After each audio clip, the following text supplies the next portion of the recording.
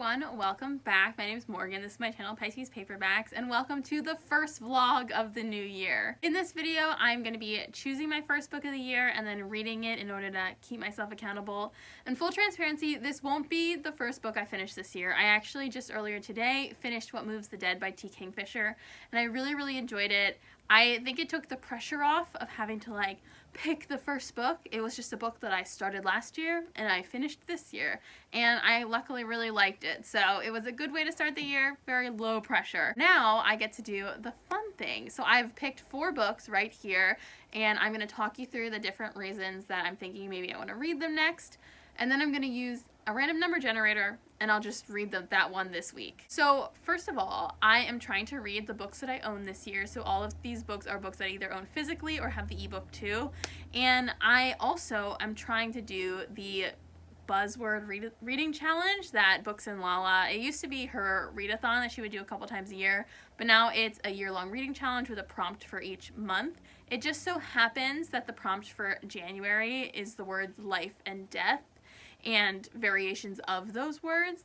And coincidentally, my first book of the year was What Moves the Dead, so I kind of checked that off, but it would be nice to do another one. So I have 2 books here that fit into that prompt. So the first book I have here is Dead Dead Girls by Nekesa Afia. This is a historical mystery about a young black woman named Louise in 1920s Harlem. She is working at a club with her girlfriend and her friends, and she thinks she's doing okay until a dead girl shows up in front of the place where she works. This is actually the 3rd black girl to end up dead, and Louise, after an interaction with the police, is kind of told either help us solve the case or you're going to jail, and she kind of starts to investigate. I'm very excited about this. I think it has a beautiful cover, but I remember I picked it up because it has an incredible dedication to Aaron Tveit. I'm free on Thursday night and would like to hang out. Please respond to this and then hang out with me on Thursday night when I am free. And honestly, girl, same. So that book has dead in the title, so it fits with the buzzword readathon, but it could also be a word inspired by life. And so I do have a book.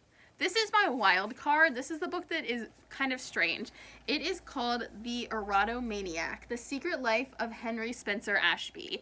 I bought this for $1 from a secondhand bookstore close to where I grew up, and it is a nonfiction biography. So The Erotomaniac is about Henry Spencer Ashbee, a prosperous and respectable Victorian gentleman, a family man much beloved by his friends, with a secret second apartment where he stored thousands and thousands of volumes of erotica and pornography. And I just think that is so interesting, and I think I would be interested to read this. This is also, if this gets picked, I'm glad that I decided to make a vlog of it because I would need the motivation to get through a physical nonfiction biography, but it seems interesting, and I think if I read it all through in one go, I could enjoy it. So that's the 2 buzzword readathon picks. I have picked 4 books, so there's a 50% chance that it's going to be something that fits into that.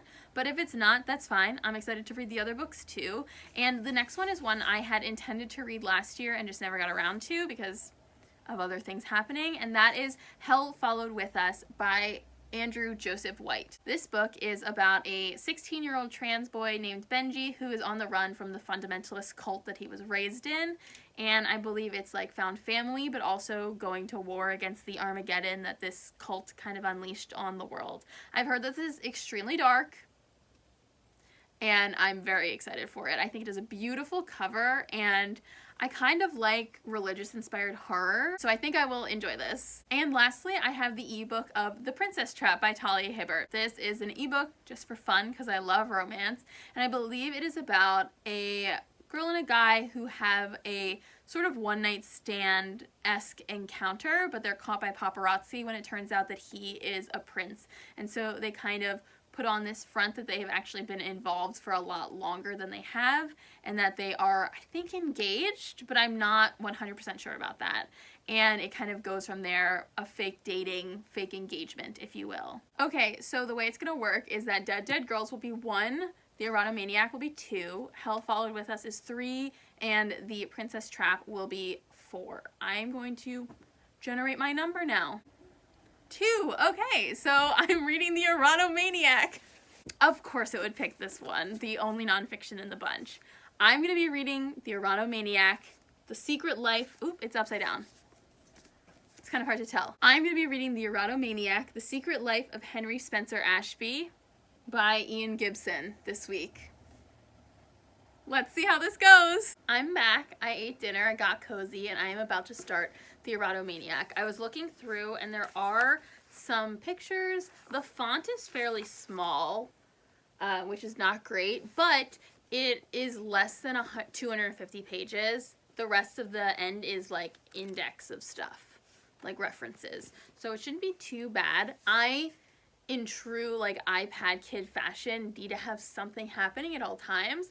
So I'm going to be playing my 12-hour long fireplace video and listening to reading sprints. I'm trying to read hopefully 50 pages tonight. I don't think I'm going to be able to get through all of that in 45 minutes.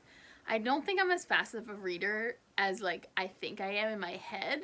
So with the fact that this is a nonfiction biography with a fairly small font, I know it's going to take me a little bit longer, but I am definitely interested. I'm not like sad to be reading it. I'm just like, of course it would have picked the one nonfiction, you know what I mean? So I'm just going to get started and I will talk to you in a second.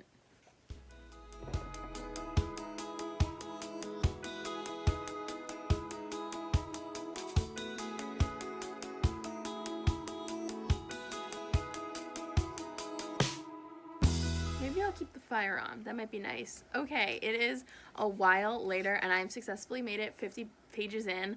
I also started marking stuff, and for the first time ever in my life, I felt the urge to get a pencil and annotate, which is wild. It's pretty dense. It takes me probably 40 minutes to read about 20-25 pages, which is much slower than I'm used to, but it's fascinating. I mean, it is, in especially the first part, a lot of just like this Henry Spencer Ashbee, who he was, where he was born, stuff that like I don't really care about. I'm interested in like the fact that he has this giant library of erotica, but it's really interesting hearing like he traveled a lot around Europe and he became kind of a wealthy businessman, and he was meeting all of these other people who were erotomaniacs or enthusiasts for obscene literature.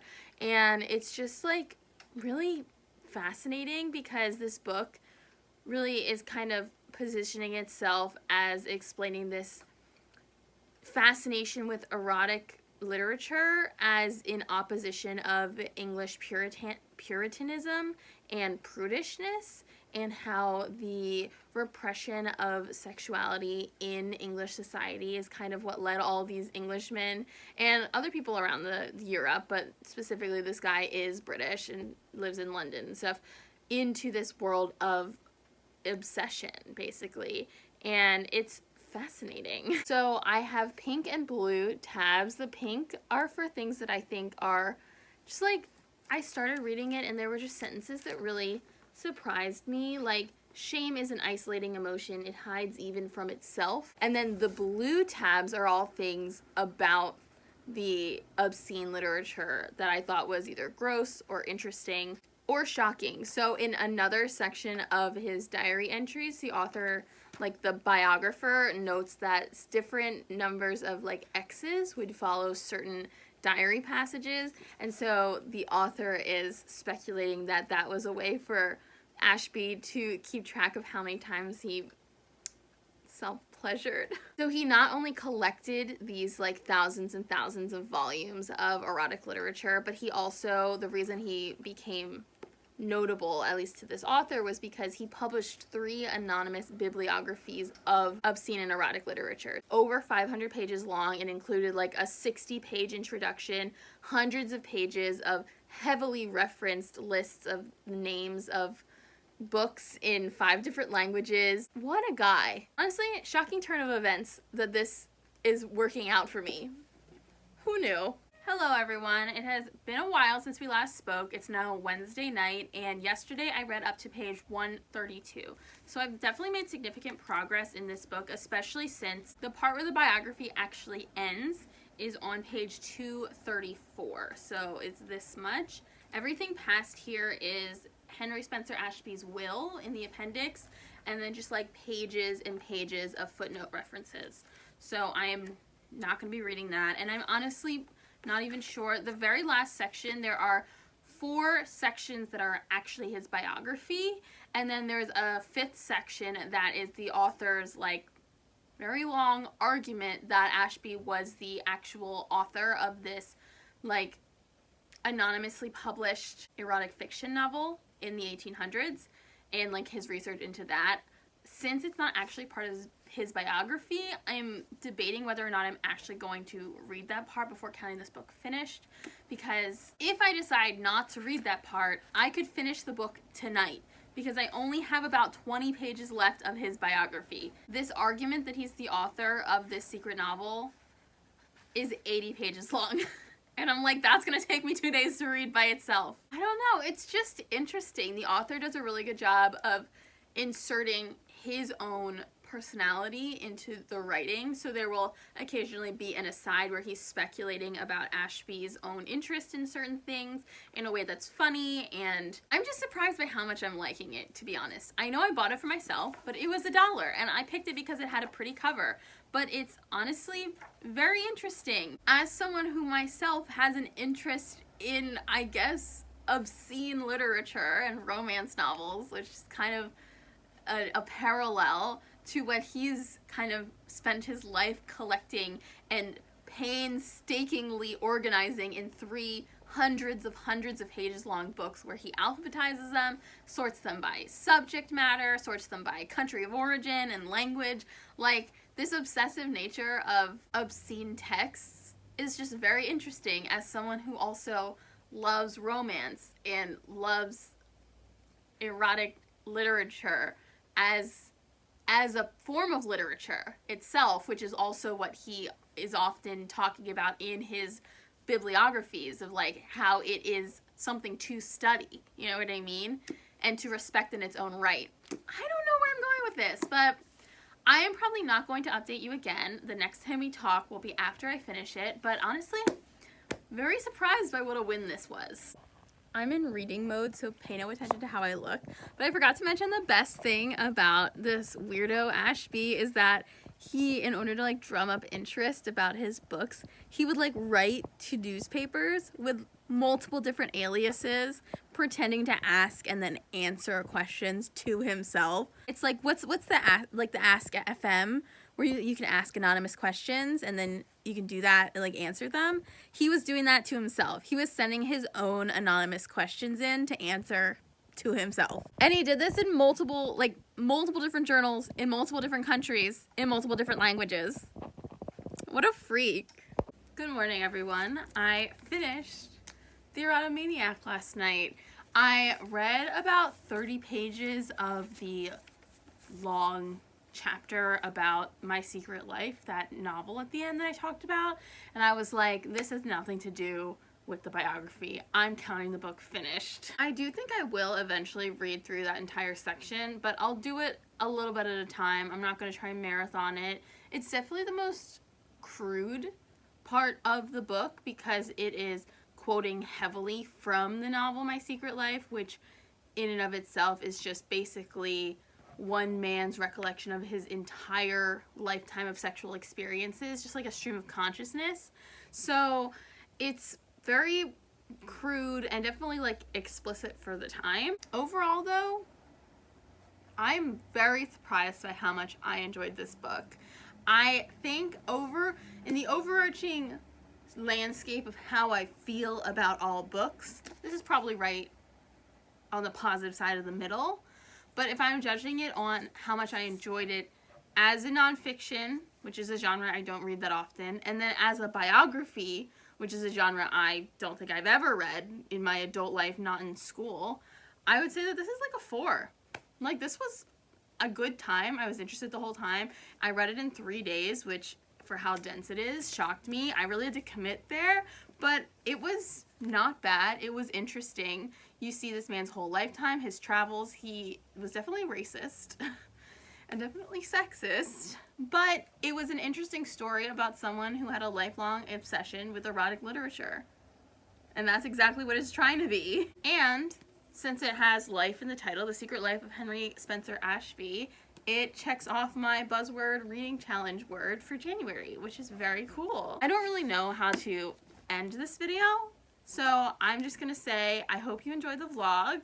Let me know what your first book of the year is and if you liked it. And I will see you guys soon. Bye!